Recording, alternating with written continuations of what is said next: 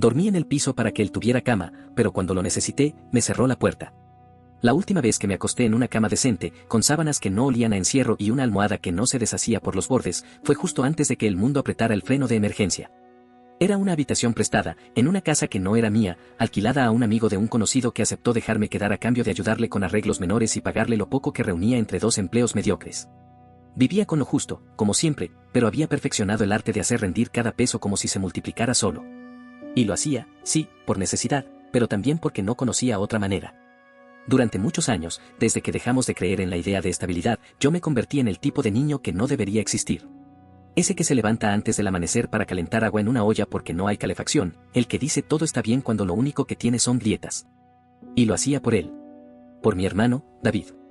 Cuando nuestros padres murieron con 3 meses de diferencia, yo tenía 13 y él apenas 7. El Estado no tardó en aparecer con sus papeles y su lenguaje técnico para informarnos que sería mejor separarnos, que así tendríamos más chances de ser adoptados. Recuerdo que asentí mientras me hablaban, pero por dentro me prometí que jamás dejaría que eso pasara.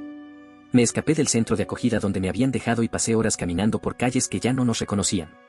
Terminé encontrándolo en una estación de policía, sentado en una esquina, con la mirada perdida y los ojos tan hinchados que apenas podía ver. Esa fue la primera vez que sentí que ya no tenía derecho a ser un niño. Le mentí sobre mi edad al dueño de una tiendita de abarrotes que me veía dormir en la entrada. Le dije que tenía 16 y que necesitaba trabajar. Le ofrecí barrer, cargar costales, limpiar lo que hiciera falta. Me dejó quedarme en el cuarto trasero, una especie de bodega con un colchón viejo, y me pagaba en efectivo cada semana. Con el tiempo gané su confianza y le rogué que nos dejara vivir allí a los dos. David llegó una tarde, cargando una mochila rota y esa esperanza torpe que solo tienen los niños que no entienden del todo lo que están viviendo. Dormimos juntos esa noche, por primera vez desde que murieron nuestros padres. El cuarto apestaba a grasa rancia y lejía, pero para mí fue el inicio de algo.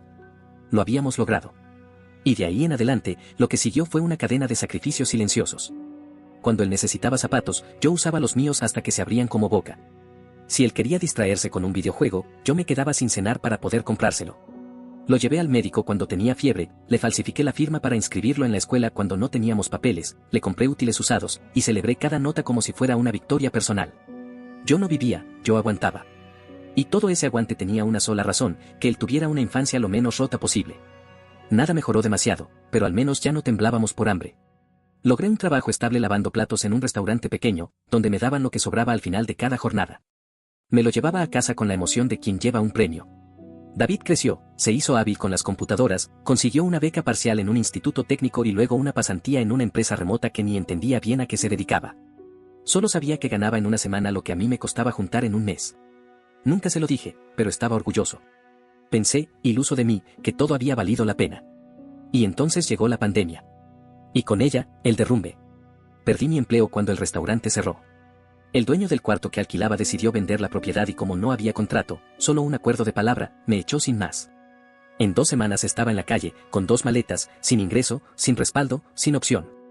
Fue ahí cuando hice lo que siempre me prometí que no haría, pedí ayuda. Toqué la puerta de la casa que David había comprado un año antes. Una casa de 2 pisos, con césped parejo y olor a pan recién horneado. Él me abrió con una expresión que todavía no logro olvidar, sorpresa mezclada con fastidio. Le expliqué lo que había pasado. Con la voz baja, casi sin mirarlo a los ojos. Le dije que solo necesitaba quedarme unos días. Que podía dormir en el sofá, que no molestaría. Él me miró. Se cruzó de brazos. Y dijo, como si me hablara del clima, que no era buen momento. Que él nunca me pidió que hiciera todo eso. Y cerró la puerta. Esa noche dormí en mi auto, estacionado frente a un supermercado que seguía abierto las 24 horas. Afuera, las casas estaban decoradas con luces de Navidad. Algunas tenían carteles que decían gracias, héroes. Y yo, que había sido el héroe silencioso de David por casi 2 décadas, ahora era solo otro desconocido pidiendo un techo. Esa noche no solo me di cuenta de que estaba solo. Me di cuenta de que algo dentro de mí había cambiado. Y lo que vino después, no fue venganza. Fue justicia. Pero no la que se grita, sino la que se construye, paso a paso, en silencio. Pasaron varias semanas desde aquella noche frente al supermercado, durmiendo en el asiento trasero del carro con el cinturón de seguridad clavado en la espalda y el frío entrando por las rendijas como cuchillas. Las primeras noches fueron las peores. No tanto por el clima o el hambre, que también golpeaban duro, sino por la frase que me taladraba la cabeza como si no quisiera irse: yo nunca te pedí que hicieras todo eso. No sé cuántas veces repetí esa frase en mi mente, como un mantra envenenado. Porque no era solo una excusa, era una forma de anular mi vida entera. como si todos los años que me partí el lomo por él no valieran ni un sofá en medio de una emergencia. Terminé en un refugio habilitado en el gimnasio de una escuela pública cerrada por la pandemia. Las colchonetas estaban separadas por cinta azul y el aire olía a desinfectante barato, sudor acumulado y resignación. La primera noche no dormí. Me quedé sentado en una esquina, la espalda contra la pared, los brazos cruzados en el pecho. Miraba el techo agrietado mientras otros roncaban, tosían o lloraban entre dientes. Ahí, en esa oscuridad rota por las luces de emergencia, empecé a repasar mi vida como si fuera un inventario.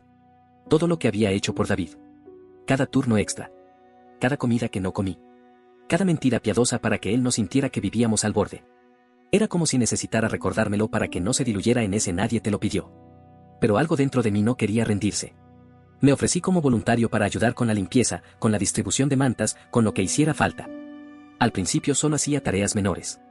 Pero una de las coordinadoras, una mujer de mirada firme llamada Mercy, se dio cuenta de que yo no estaba ahí solo por comida o cama. Me pidió que la ayudara con los inventarios de productos de limpieza. Luego me encargó las llaves del armario de medicamentos básicos. Y unas semanas después, me ofreció un pequeño puesto de apoyo. El pago era simbólico. Pero no era el dinero lo que importaba. Era que, por primera vez en mucho tiempo, alguien me miraba con respeto. Como alguien que tenía valor. Fue en ese contexto cuando supe que David no estaba tan bien como yo había pensado. Un conocido del barrio, que solía ir al restaurante donde trabajaba antes de la pandemia, apareció una tarde en el refugio buscando ayuda. Lo reconocí de inmediato y, tras un rato de conversación, me contó que la empresa donde trabajaba David había recortado personal. Al parecer, habían trasladado varios cargos a otra ciudad y los que se quedaron perdieron parte del salario. La casa donde vivía David, según él, tenía una hipoteca variable que se disparó justo cuando terminó la protección del gobierno.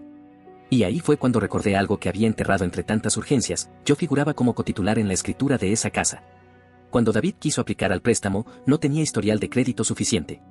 Me pidió que firmara con él. Dudé, claro, pero al final accedí. Firmé sin leer mucho, creyendo que lo estaba ayudando a ser independiente. Y ahora, en plena caída, esa firma era lo único que me ligaba a algo concreto. Esa noche me senté en la colchoneta número 11 con una libreta que había encontrado entre las donaciones. Escribí cada cosa que recordaba del préstamo, fechas, bancos, documentos, detalles. No tenía un plan. Pero por primera vez en meses, sentí que no estaba flotando a la deriva. Tenía algo en las manos. Una posibilidad. No era venganza. Era una herramienta. Una forma de mostrarle que los sacrificios no desaparecen solo porque alguien decide ignorarlos. David creyó que cerrándome la puerta terminaba la historia. No sabía que yo también era parte de esa casa, desde antes que tuviera cortinas nuevas o pintura fresca. Y yo no olvido. Solo espero el momento. Pasaron 8 meses. Ya no era solo el tipo que ayudaba en el refugio. Me conocían todos. Sabía qué camiones traían donaciones buenas y cuáles dejaban comida vencida. Sabía quién dormía siempre en la colchoneta junto a la entrada y quién se levantaba primero para ducharse. El refugio se había vuelto mi sitio. No por elección, sino porque no tenía a dónde más ir. Una tarde, mientras ayudaba a una señora mayor a llenar un formulario para el Seguro Social, me enteré de que algunos empleados del programa de asistencia podían acceder a asesoría legal gratuita. Pedí una cita, sin muchas expectativas. Ahí conocí a la Tonya, una abogada directa, sin rodeos. Le conté todo desde el principio. Que firmé como cofirmante de la hipoteca de la casa de David, que él me había negado un lugar donde dormir y que ahora vivía en un refugio. Me dijo que revisaría si mi nombre seguía en el préstamo, si había opciones legales. Semanas después, me llamó de nuevo. Me senté frente a su escritorio mientras ella abría una carpeta con mi nombre. Me dijo que sí, que todavía figuraba como cofirmante. Y que según la ley, tenía derecho a solicitar una partición judicial. Eso significaba que podía pedir legalmente que la propiedad fuera vendida o que se me comprara mi parte. Me preguntó si quería seguir adelante. Le dije que no era cuestión de querer. Era cuestión de necesidad. Esa noche, volví al refugio y me senté en la mesa donde jugábamos dominó. Las fichas seguían ahí, pero yo ya no podía concentrarme. Por primera vez en años, sentí que tenía el poder de decidir algo que fuera solo para mí. No era por venganza. Era por dignidad. Durante semanas ahorré cada peso. No tomaba café. No gastaba en nada innecesario. Todo lo que hacía era en función de ese objetivo. No era por la casa. No era por el dinero. Era por mí. La Tonya comenzó a redactar los documentos. Yo ya tenía lo necesario para cubrir los primeros costos legales. No le conté a nadie. En el refugio nadie sabía que, en unos meses, iba a volver a tocar la puerta de David. Pero esta vez no iba a temblar por frío. Iba a tocar con papeles en la mano. Y si él pensaba que nunca me pidió nada, entonces también iba a aprender lo que se siente cuando uno tiene que pagar por todo lo que dio por hecho. Porque esta vez, todo lo que yo había hecho, finalmente iba a tener un precio. Habían pasado casi 14 meses desde la última vez que escuché su voz, y cuando finalmente lo hice de nuevo, no fue por casualidad ni por remordimiento. Fue porque le llegó un documento con peso legal. Con mi firma. Con la de la Tonya. Para entonces, mi vida ya había cambiado en muchos aspectos. No vivía en el refugio, aunque seguía colaborando ahí. Había conseguido alquilar un estudio modesto al norte de Trenton. Tenía una pequeña cocina, un colchón inflable que aguantaba toda la noche sin hundirse y una radio vieja que recogí entre donaciones, pero que aún funcionaba. Ya no me guiaba la desesperación. Me guiaba la disciplina. Había conseguido empleo en una empresa de distribución médica. El almacén era caliente en verano y helado en invierno, pero tenía contrato, seguro de salud y un horario fijo que me permitía ordenar mi cabeza. Y lo más importante, tenía rutina. Cargar cajas, etiquetar pedidos, revisar inventarios. Era repetitivo, pero también era estable. Y después de años donde cada día era una batalla, la estabilidad era casi un lujo. Fue en medio de una de esas jornadas, mientras esperaba que se imprimieran las guías de envío, que recibí el mensaje de la Tonya. El tribunal aceptó la solicitud. La notificación fue enviada. Leí esa frase 3 veces. No por incredulidad. Por satisfacción. No rencorosa. No vengativa. Una satisfacción más parecida a cerrar una puerta que se había quedado abierta para que entrara el frío. No imaginé su reacción. No lo necesitaba. Lo conocía. David siempre creyó que lo que tenía era solo gracias a su esfuerzo. Que todo le pertenecía porque él lo había conseguido solo. Estaba seguro de que ni siquiera recordaba que yo seguía figurando como copropietario. Y cuando empezaron a llegar sus mensajes, lo confirmé. Primero fue un, ¿qué es esto que me llegó? Después, ¿estás tú detrás de esto? Y finalmente, un texto largo, lleno de signos de exclamación, mal redactado y con frases sueltas que no decían nada nuevo, no entiendo por qué me haces esto. Yo no te hice nada. Esto es traición. Lo leí en silencio. No porque me doliera, sino porque en ninguna línea se preguntaba si había hecho algo mal. Seguía siendo la víctima. En su cabeza, él era el dañado. Lo eliminé sin responder. Una semana después, la Tonya me confirmó que la notificación había sido aceptada formalmente. David tenía 90 días para presentar una propuesta o permitir que la propiedad fuera vendida bajo orden judicial. Me sugirió aprovechar ese tiempo para protegerme. Fue entonces cuando descubrimos algo más. En algún momento, sin avisarme, David había vinculado mi nombre a una tarjeta de crédito. Seguramente usó mis datos cuando tramitamos la hipoteca juntos. Yo no lo autoricé. La Tonya me explicó que podía denunciarlo por fraude. Pero también me ofreció otra opción, adquirir esa deuda. El banco la había puesto en el mercado secundario por falta de pago. No lo dudé mucho. Tomé un préstamo pequeño a través del programa de respaldo financiero de mi trabajo y usé parte de mis ahorros para comprarla. No era una deuda enorme, pero era lo suficientemente seria como para convertirla en una herramienta legal. Y así fue como, en un par de semanas, me convertí en uno de los acreedores principales de David. Ya no era solo un copropietario molesto. Era alguien con poder sobre sus finanzas. La Tonya redactó una carta formal. Se le ofrecían 2 opciones, o me compraba mi parte en un plazo razonable o permitía que la propiedad fuera vendida y que el dinero se repartiera según lo estipulado en los papeles. Ninguna de las dos le convenía. Sabíamos que sus finanzas estaban mal. Que había dejado de pagar la hipoteca a tiempo. Que perder la casa significaba perder lo único que podía mostrar como logro. Ese logro que yo ayudé a construir con mi nombre. Con mi historial. Con mi firma. Ese mismo techo bajo el que no me dejó entrar. Mientras se leía esa carta con la cara tensa, yo estaba en el almacén, acomodando cajas de mascarillas y sintiendo, por dentro, un silencio profundo. No de vacío. De paz. No le estaba haciendo daño. Le estaba mostrando que todo lo que uno hace, importa. Incluso los sacrificios que otros quieren borrar. Pasaron unas semanas. No hubo más mensajes. Ni reclamos. Ni llamadas. La Tonya me confirmó que había intentado una apelación débil, mal sustentada, con una abogada de bajo perfil. Pero que el proceso ya era irreversible. Él ya no podía detener lo que había comenzado. Y ahí entendí algo importante, no necesitaba ganarle. Necesitaba recuperar algo que era mío. Algo que había perdido hace muchos años cuando empecé a ponerlo siempre a él por encima de mí. Mi lugar. Mi historia. Mi derecho a decidir. Pasaron poco más de 2 años desde aquella noche frente al supermercado, donde dormí por primera vez sabiendo que mi hermano, el mismo al que le dediqué cada minuto de mi juventud, prefería dejarme en la calle antes que abrirme la puerta. 2 años desde que descubrí que no era solo el rechazo lo que dolía, sino la sensación de haber vivido para alguien que jamás pensó en devolver ni un gesto. En ese tiempo, no gané la lotería ni se me apareció ningún golpe mágico de suerte. Lo que cambió fue que dejé de vivir para otro. Que empecé a usar la misma fuerza con la que siempre defendía a David, pero esta vez, para defenderme a mí. La casa fue vendida. Él no pudo reunir el dinero para comprar mi parte.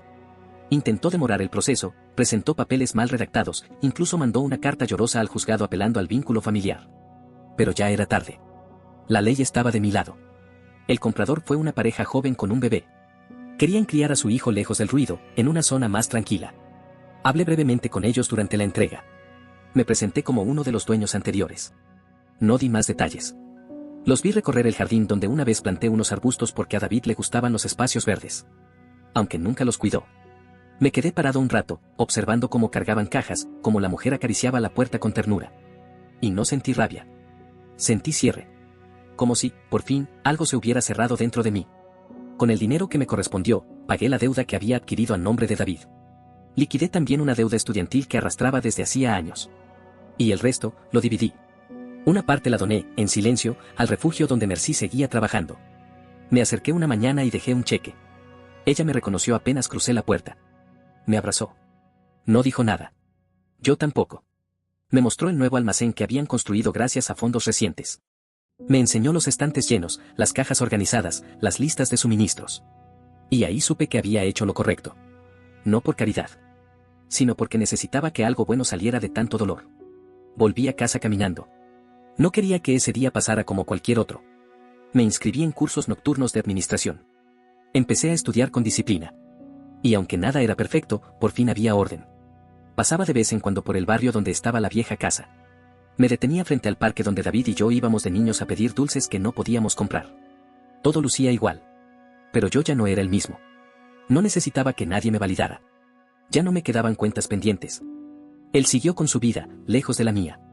Supe, por Mercy, que empezó a aparecer en el refugio. Primero barriendo. Luego en la cocina. Más tarde ayudando con reparaciones menores. Nadie le pidió que fuera. Nadie lo llamó. Simplemente llegó. Y aunque no lo vi más, me dijeron que cada vez iba con más frecuencia. Que dormía ahí algunas noches. Que hablaba poco. Que se quedaba después de hora. No quise saber más. No por odio.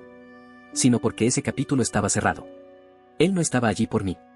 Estaba porque, finalmente, algo dentro suyo se había quebrado. Y eso, para mí, era suficiente. No necesitaba verlo sufrir. No necesitaba escucharlo decir gracias. Lo que necesitaba era verlo enfrentarse a sí mismo. Y lo estaba haciendo. Porque a veces la justicia no llega con escándalo. Llega con silencio. Con rutina. Con la lenta comprensión de que no todo gira alrededor de uno. Hoy, 5 años después de aquella noche de diciembre, tengo una vida mía. Compré un dúplex en Trenton.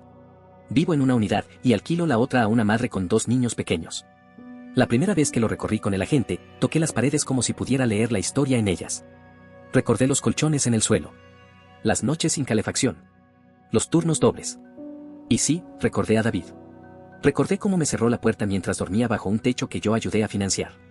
El día que me mudé, me senté en el suelo vacío y lloré. No por tristeza. Lloré por mí. Por el niño que dejó de ser niño. Por el joven que dio todo sin pedir nada. Por el adulto que, finalmente, eligió no cargar lo que no le tocaba. Y ese llanto fue alivio. David sigue yendo al refugio. Ayuda. Enseña. Organiza. No sé si lo hace por redención o por vergüenza. No me importa. Porque nuestra historia ya no me define. Lo que me define es lo que construyo ahora. Tengo una cama propia. Una cuenta con ahorros. Un escritorio donde estudio cada noche para certificarme en logística. Y cuando me asomo por la ventana y veo el mundo en calma, sé que esa paz no me la regaló nadie. Me la gané. Paso a paso. Y aunque él nunca sabrá cuánto me dolió todo lo que hizo, yo ya no necesito que lo sepa. Porque la única deuda que quedaba era conmigo. Y con cada decisión que tomo, la estoy saldando. Centavo a centavo. Hasta dejarla en cero. Y cuando eso pase, lo único que quedará será la certeza de que elegí lo correcto. No para ganar. Sino para dejar de perderme a mí mismo. Porque al final, vivir bien también es una forma de decir, nunca más. No olvides dejar tu opinión en los comentarios, dejar tu like y compartir este video.